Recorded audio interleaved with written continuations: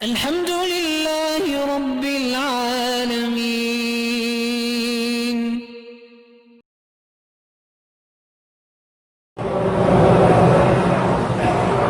کہتے ہیں کہ باہر حرم شریف کے صحن سے لوگ حاجی کو لے جاتے ہیں، 10 ریال میں بال منڈواتے ہیں، 10 میں سے 4 ریال حاجی کو حرم کے جانے والے پتہ نہیں کیا ہے، بہرحال وہ اپنا انہیں کمیشن فٹ کیے ہوئے ہیں کہ اتنا گاہک لاؤ گے تو تمہارے اتنا پیسے، یہ وہ جانے تم جان، تمہارا تو کوئی گناہ نہیں نا، تم نے تو سر منڈوانا ہے نا۔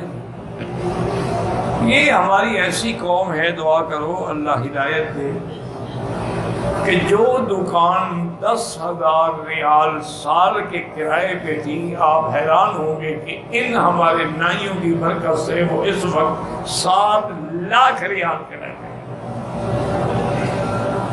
یہ جو مربع پہ دکانیں ہیں نا، جن کی بولی لگتی ہے اور لاکھوں ریال کرایہ، اب انہوں نے وہ کرایہ نکالنے کے لیے ایسے آدمی رکھے ہوئے ہیں نا، پکڑ کے لاؤ تاکہ ہم اپنا کرایہ بنائیں۔ انا للہ و انا الیہ راجعون۔ مقصد ہی دولت کا بانا ہے نا، وہ مقصد اللہ کا حرم نہیں ہے۔ اذان ہوگی، شٹر گرا کے اندر بیٹھ رہیں گے، نماز نہیں پڑھیں گے۔ انا للہ و انا الیہ راجعون۔ بینک میں ایک آدمی ملازم ہے، اس کے ساتھ مل کے قربانی کر سکتے ہیں۔ بینک کی نوکری تنخواہ تو حلال ہے اس بیچارے کی، وہ بھی سود تو نہیں کھا رہا، وہ تو اپنے وقت کے پیسے لے رہا ہے۔